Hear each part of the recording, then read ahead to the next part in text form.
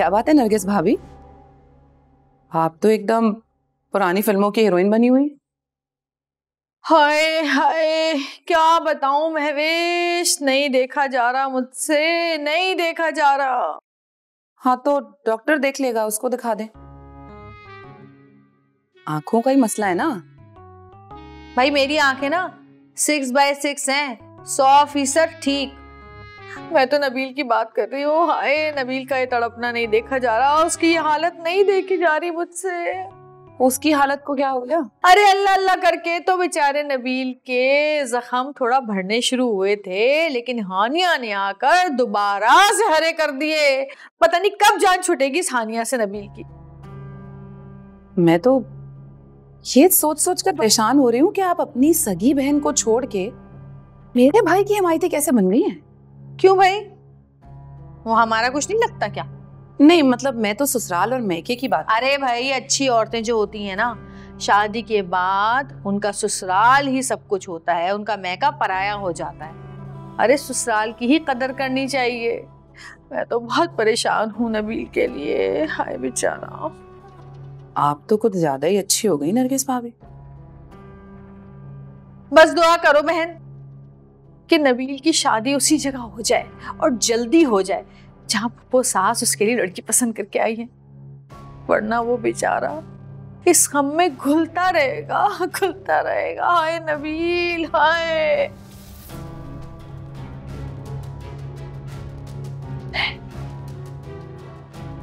कुछ ज्यादा ही इमोशनल हो गई।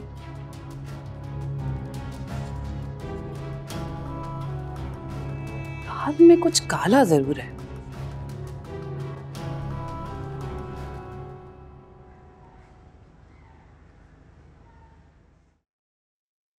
अरे भाई, मम्मी कहाँ थी? फोन क्यों नहीं उठा रही थी? कब से फोन कर रही हूँ मैं, बैलों पे बैले बजे जा रही हैं। अरे भाई यही थी। खैरियत है? तुम क्यों इतनी परेशान हुई हुई हो? खैरियत और हमारे ससुराल में हो सकती है क्या? खासकर जब फुप्पो सास हमारी सास हो तो तोहफे में मिलती हैं परेशानियां। अब इतनी लंबाइयां मत करो नरगिस, सीधा सीधा बताओ हुआ क्या है। ये बताएं, आपकी प्यारी बेटी हानिया कहाँ है? यूनिवर्सिटी गई है। यूनिवर्सिटी नहीं, वो हमारे ससुराल में मोहब्बत की क्लास अटेंड करने आई हुई थी, मगर जलील होके गई हैं। वहाँ बजिया के घर? हाँ यही। पहले शादी से इनकार कर दिया, सबको जलील करवाया और अब फुप्पो सास से जलील होने के लिए आ गई। हमारा मजाक बनवाने आई थी यहाँ पर। वाकई ये लड़की तमाशा ही लगाती है। उसका वहाँ क्या काम है भाई? ये काम तो जब पता चलता जब वो कुछ बोल पाती। उसे तो फुप्पो सास ने जलील करके धक्के दे के घर से निकाला है। ऐसी बेइज्जती हुई है ना कि क्या बताऊं। आए ना तो उसके कान खींचना और पूछना कि क्या करने आई थी यहाँ। लो भाई आ गई वो, इधर आओ। चलो वो आ गई तो फिर मैं गई। ठीक से खबर लेना, समझी? पहले ये खाद जड़ देना मुंह पर। अल्लाह हाफिज। चलो अपना काम तो हो गया। महविश खाएगी फुप्पो सास का सर और मम्मी तोड़ेंगी हानिया का sir. Done done done done. कहाँ से आ रही है तशरीफ? कहाँ गई थी? मम्मी क्या हो गया आपको? किस लहजे में बात कर रही हैं? ओहो, ये आपने सही कहा। मेरी आपसे मुअद्दबाना गुजारिश ये है, अर्ज करती हूँ, आप कहाँ गई थी? सवाल नहीं बदलेगा मेरा। कहाँ गई थी तुम? एक काम से गई थी। हम सबकी इज्जत का काम तमाम करने क्यों गई थी बाहर मंजिल? अच्छा, तो आपको पता चल चुका है? हाँ, ये तुम्हारी भूल है कि मुझे कुछ पता नहीं चलता। मुझे सब पता चल जाता है। तुम्हें क्या लगता है तुम इतना बड़ा बल्कि इतना बुरा कदम उठाओगी और मुझे पता नहीं चलेगा? वैसे खूब अच्छी रही अब, जब बजिया ने तुम्हें धक्के देकर बेइज्जत करके घर से निकाला। कितना अच्छा रहा, मुंह लटका के घर वापस आ गई ना। फूफो जान ने ऐसा कुछ नहीं किया मेरे से। अच्छा, तुम्हें फूलों के हाथ डाले होंगे तुम्हारी फूफी जान ने तुम्हारे गले में। क्या किया? कैसा रहा वहां? अरे देखो सर, क्या हुआ? मुझे भी तो बताएं, क्या बात है? पूछे अपनी लाडली से, कहाँ से आ रही है ये? क्या हुआ बेटा? डैडी मैं नबील से मिलने गई थी फूफो जान के घर। सुन लिया अपनी बेटी का कारनामा? अरे रेबनुसा, आप तो खामोश हो जाए, बात तो कर लेने दें मुझे। हाँ बेटा, क्यों गई थी आप वहां? डैडी मुझसे गलती हो गई। ओहो, शुक्र है मेरे मालिक, आजकल की औलादों को अपनी गलती का भी एहसास होता है। मम्मी पप्पू जान के घर जाने की गलती नहीं की है मैंने,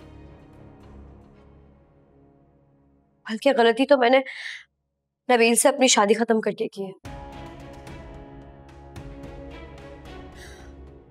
और इसी को सुधारने गई थी मैं वहां। या अल्लाह मेरे मालिक, मुझे माफ कर दे। पहले मर्जी से शादी करो, फिर शादी से इनकार करो, हर चीज खुद सोच लो, सारे फैसले खुद कर लो। ज़ेबुन्निसा, आप तो खामोश हो जाएं। आओ बेटा, बैठ के बात करते हैं। हाँ हाँ, बैठे बैठे चाय बनवाती हूँ, केक भी ऑर्डर करवाती हूँ, चिप्स मंगवाती हूँ, बिस्किट मंगवाती हूँ, सारी बात पार्टी करके करेंगे।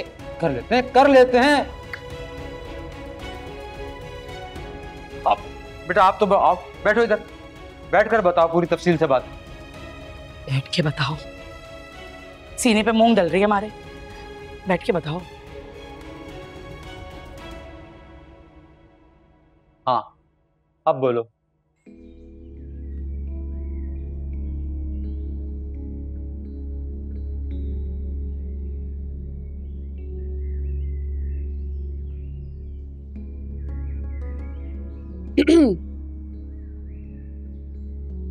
क्या बात है छोटे, परेशान लग रहे हो? नहीं कुछ नहीं, बस बाहर देख रहा था। सिगरेट पी रहे थे ना? सिगरेट नहीं, सिगरेट की महक आ रही थी। मैं सिगरेट नहीं पीता। अल्लाह, कयास भाई भी ना अपने दर्द को बिल्कुल ऐसे ही छुपाया करते थे। गयास भाई कौन?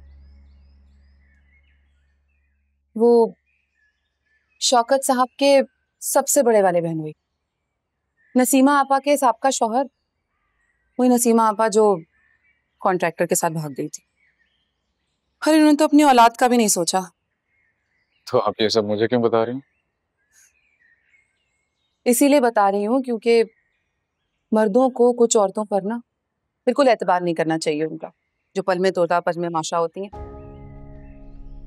देखो, मैं तुम्हारी बड़ी बहन हूँ, तुम्हारी इकलौती महविश आपी, फिक्र है मुझे तुम्हारी, इसीलिए कह रही हूँ कि हानिया जैसी लड़कियों का ना कोई एतबार नहीं होता।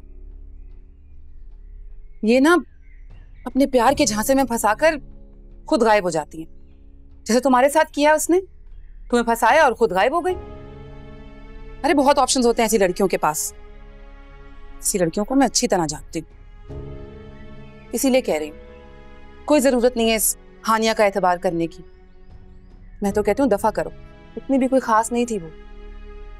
तुम्हें क्या कमी है?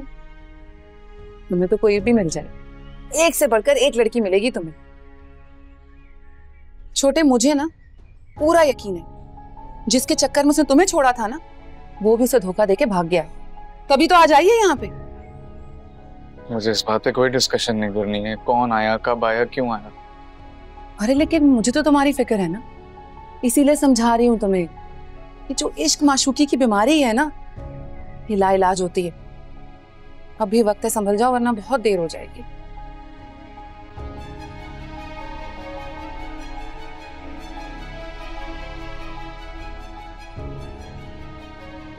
हाय अल्लाह, देखा, इस इश्क के चक्कर ने ना तुम्हें भी झूठ बोलने पर मजबूर कर दिया।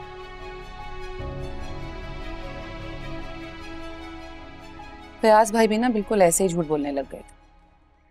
नसीमा आपा के साहब का शौहर, जब वो भाग गई थी कॉन्ट्रैक्टर के साथ,